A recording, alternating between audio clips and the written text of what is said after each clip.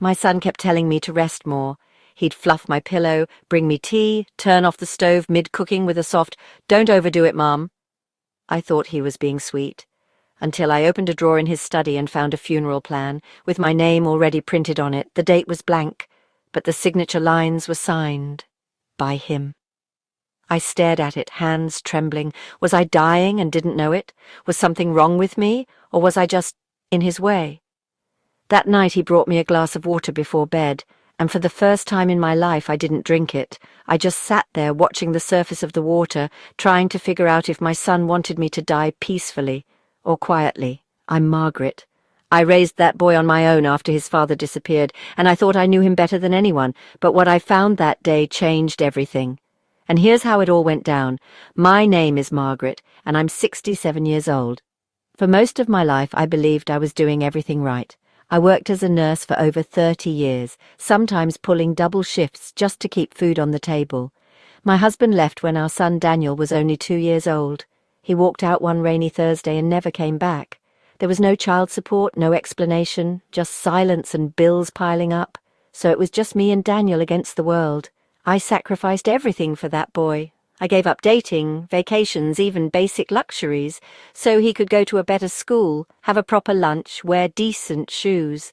I remember sewing patches into his jeans at midnight so no one would laugh at him in class. When he got into college, I nearly fainted from pride.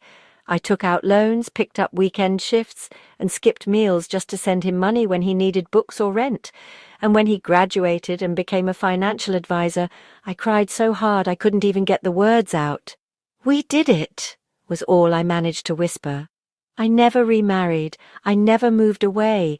I stayed in the same small house just in case he needed to come back, even though it got lonelier every year. He visited every now and then, less after he got married, but he always sent a card on Mother's Day. "You're the best," he'd write. I held on to those words like gold.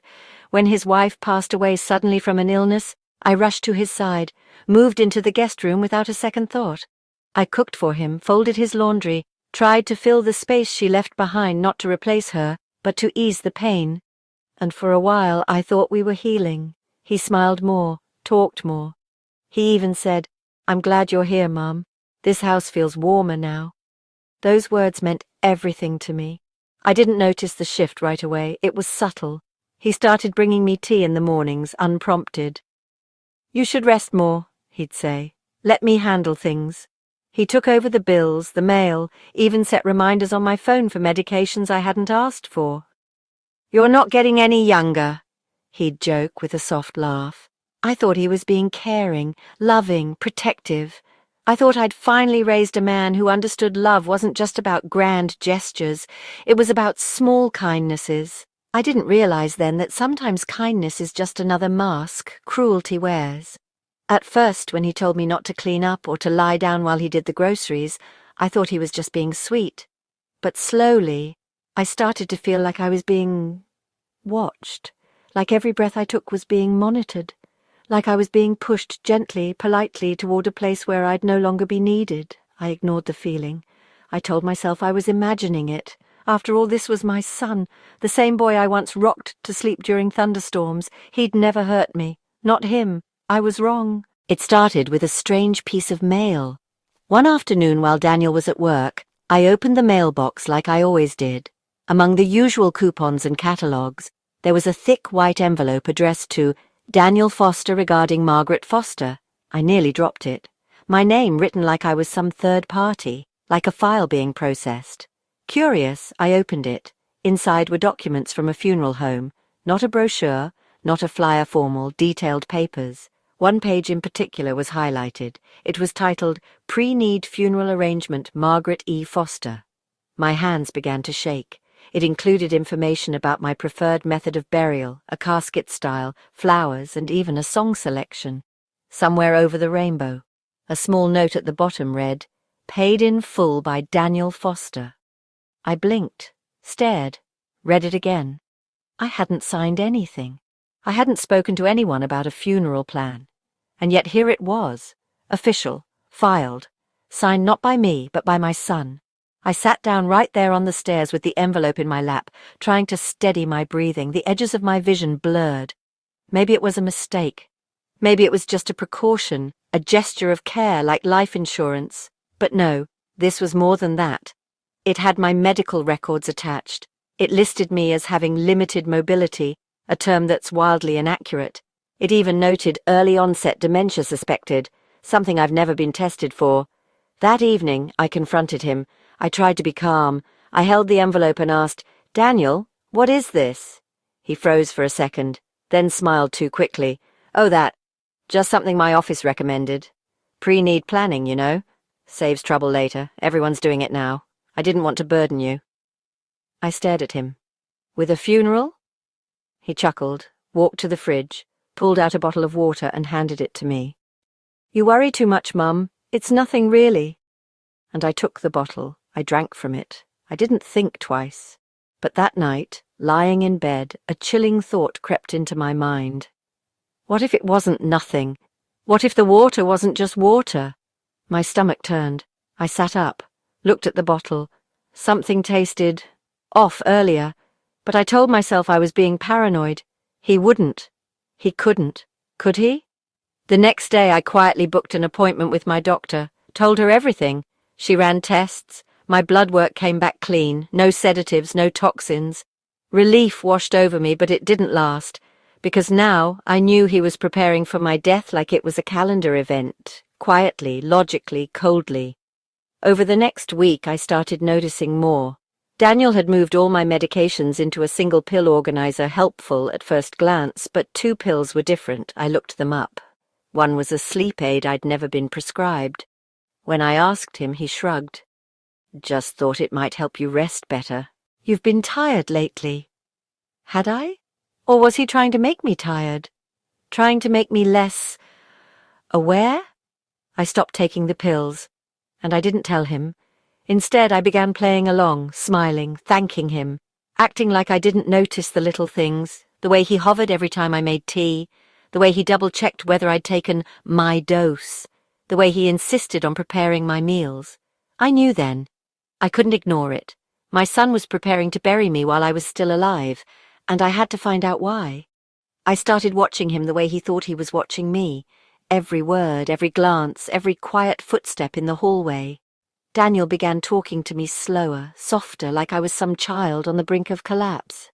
"Did you sleep okay, Mom?" he'd ask with a tilt of the head. "Don't forget your pills." He'd bring me soup at odd hours, insisting I lie down while he took care of the house. Once I pretended to nap and caught him tiptoeing into my bedroom, looking through my drawer, holding a bottle of my prescription. When he noticed I was watching through slitted eyes, he froze, smiled and whispered, "Just checking the label." But something was off. He wasn't just concerned. He was monitoring me, gauging, waiting. One night I found a notepad tucked in the side pocket of his work bag. It was filled with numbers, dates, calculations, estimations of my life expectancy.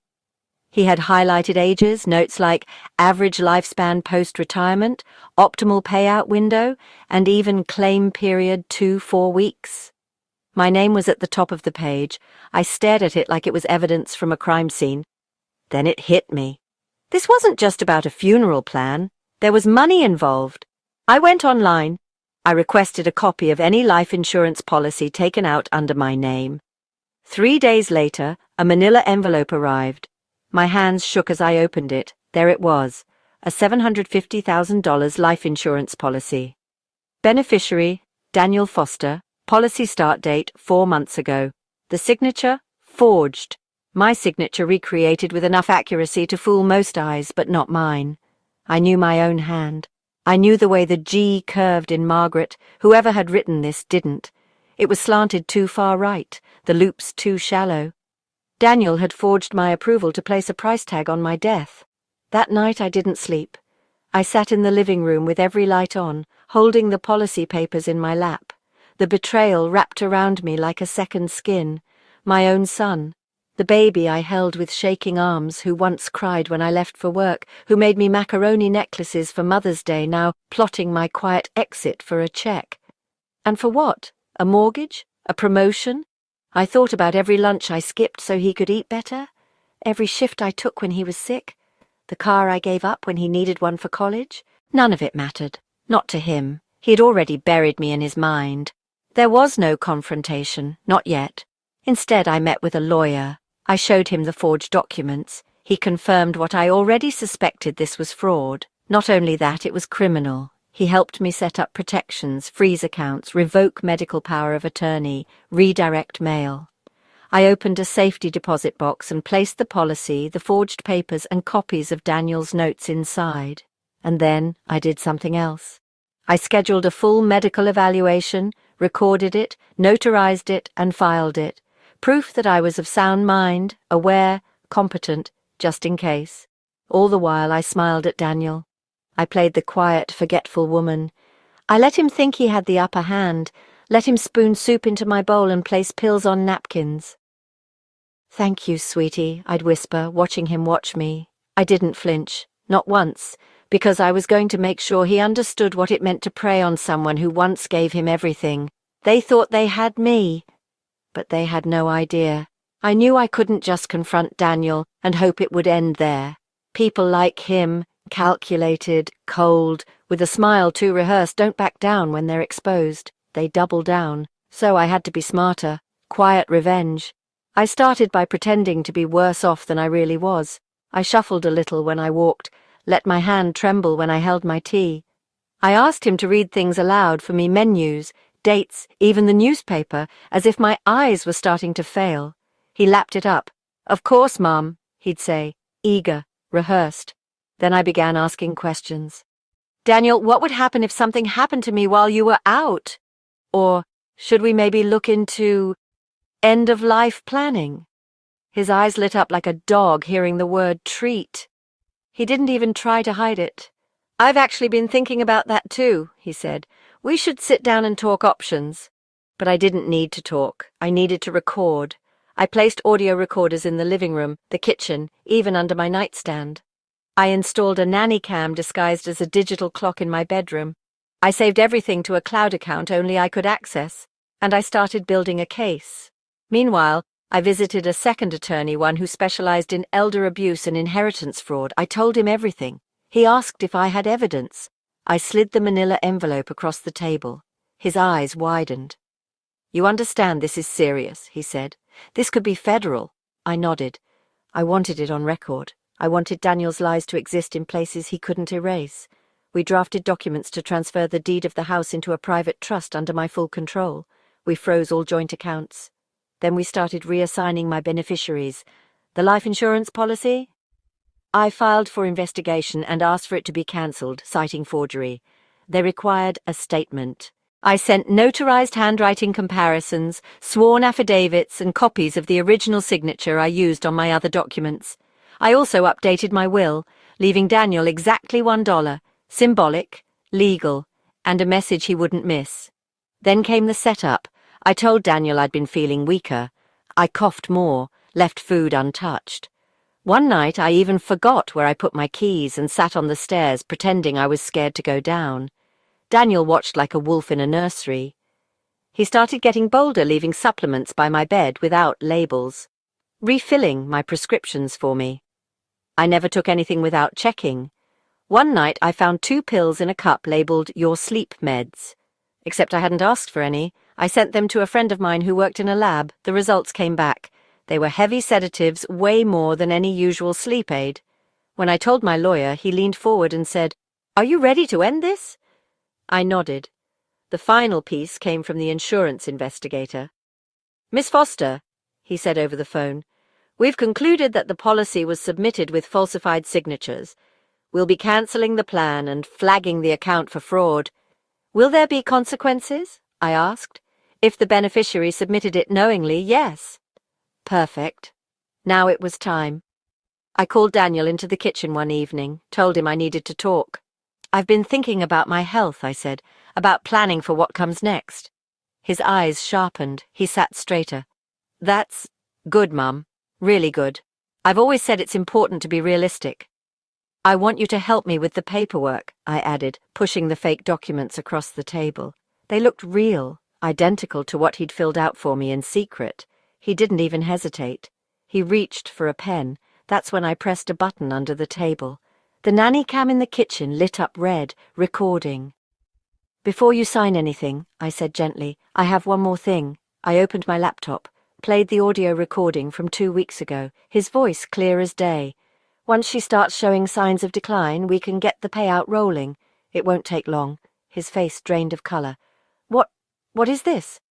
The moment, I said calmly, you stopped being my son. He stood up, stumbled back, tried to speak. I pulled out the letter from the lawyer. This is a notice of intent to file charges for fraud, forgery, and attempted elder abuse. You'll also be removed from any legal decision-making roles in my life.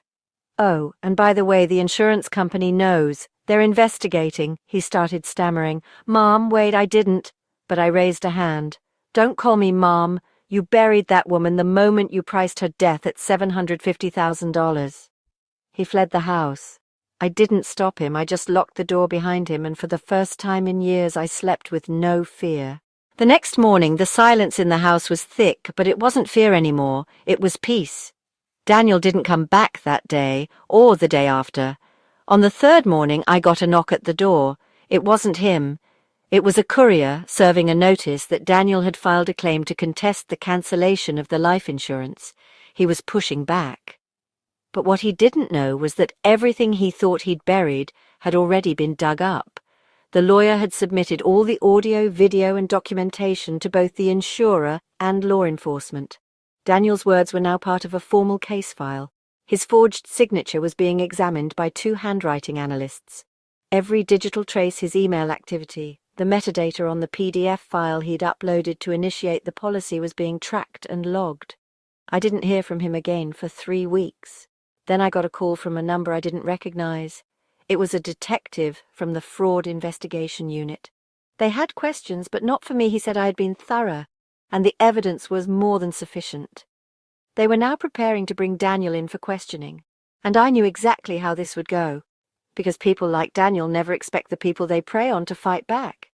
He thought he'd painted me into a corner, but I'd redrawn the walls.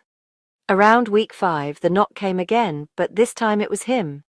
I opened the door slowly. He looked thinner, nervous, less polished than usual. "Can we talk?" he asked. I didn't say yes. I simply stepped aside. We sat at the kitchen table, the same table where he'd once tried to plan my death. "I know what you think," he started, his voice cracking, "but I was scared. I lost my job. I was drowning in debt. I didn't know what else to do." I stared at him. "So you decided to kill me?" He flinched. "I didn't mean that literally. I thought maybe if the money was there I could..." "Could what? Sleep at night while I disappeared quietly? Fade out with pills and silence?" "No!" he shouted, then caught himself. I didn't think it would actually happen like that." "But you planned it like that," I replied, pulling the folder from under the table. "Here's the policy. Here's the forged signature. Here's your voice planning the payout window." "Don't insult me with lies now." His shoulders sagged. "I'm sorry," he said quietly. "I didn't mean for it to go that far." I laughed, a hollow sound. "You already filed the funeral plan, Daniel. How far did you think it had gone?" He looked up, eyes glossy. "Please, can we fix this?" "It's not broken, Daniel. It's finished." He sat there, still as stone, as I slid him one last paper, the formal disinheritance notice. "You're no longer listed on anything tied to me. No will, no accounts, no power of attorney, and soon you'll be hearing from investigators. So if you want to fix anything, I suggest you get a lawyer." He stood slowly. "So that's it?" "That's it," I said.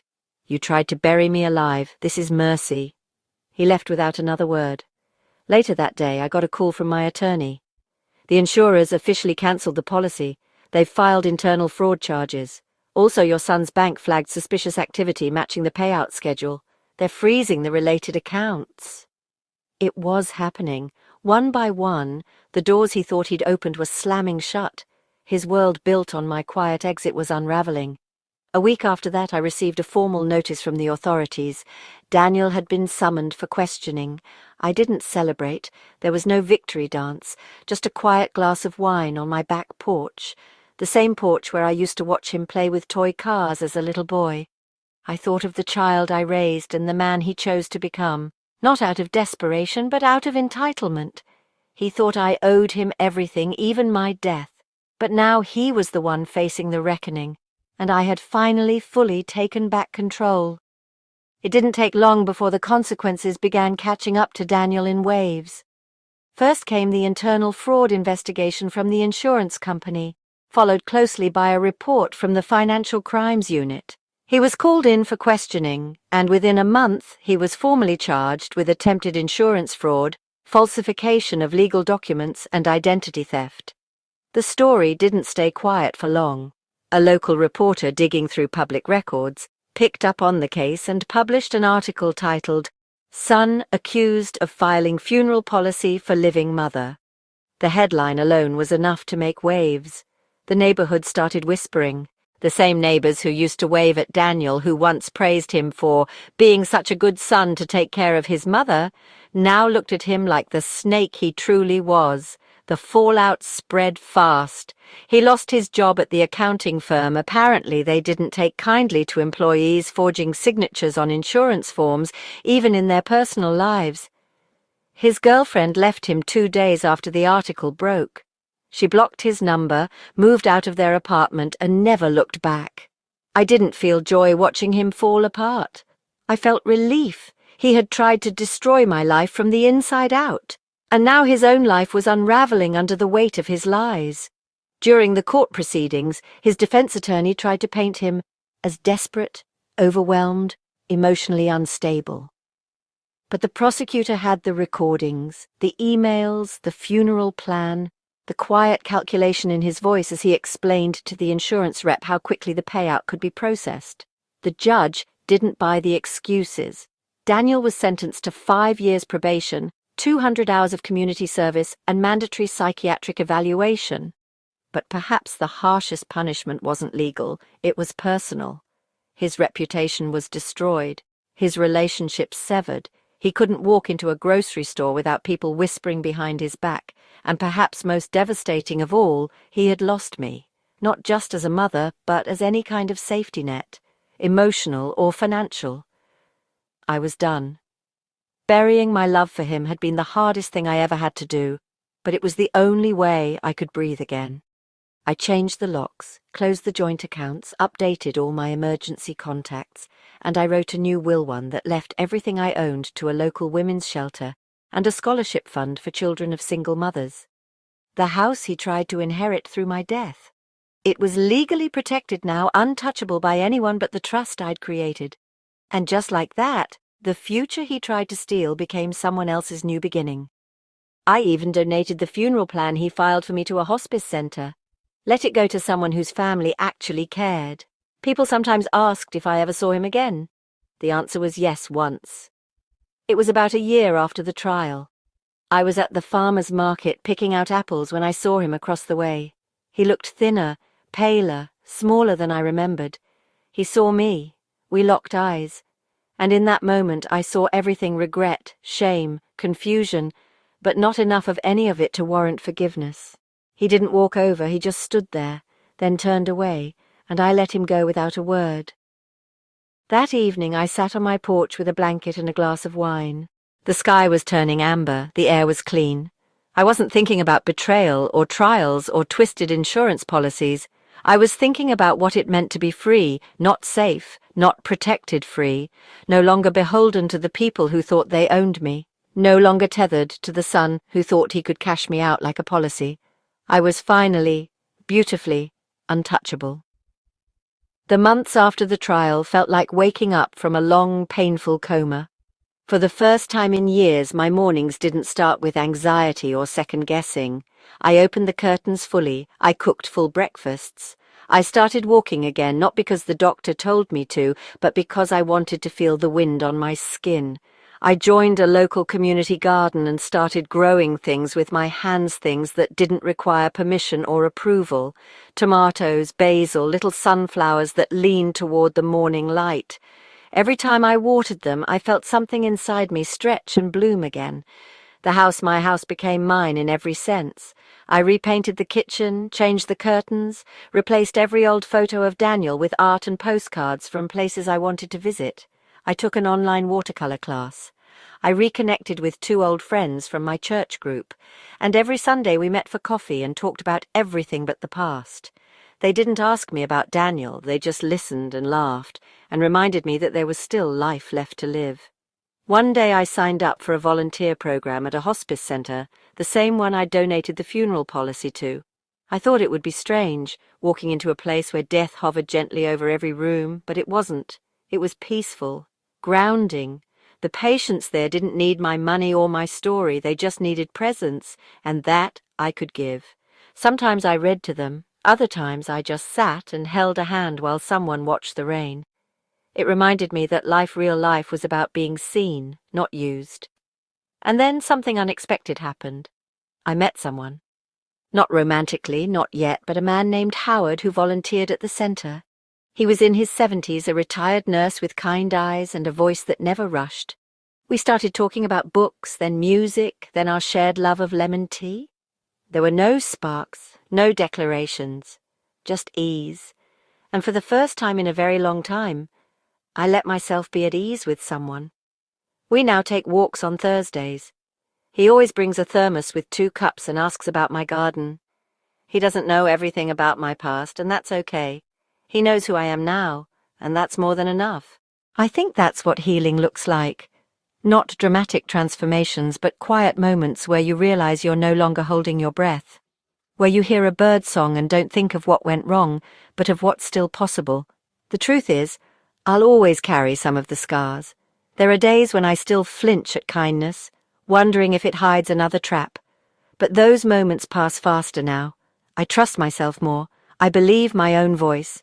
And every time I look in the mirror, I see not the woman who was betrayed, but the woman who survived, who rebuilt, who decided to live for herself.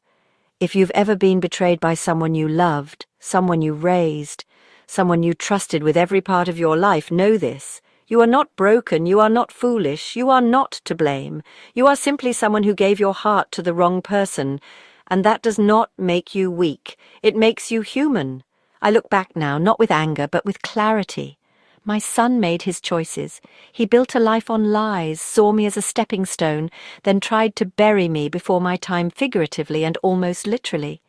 But life has a way of exposing what's true, and it also has a way of rewarding those who stay kind, even when the world tries to harden them. I've learned that some goodbyes are blessings, not punishments, and some endings are really just the start of something else, something softer, quieter, but so much stronger.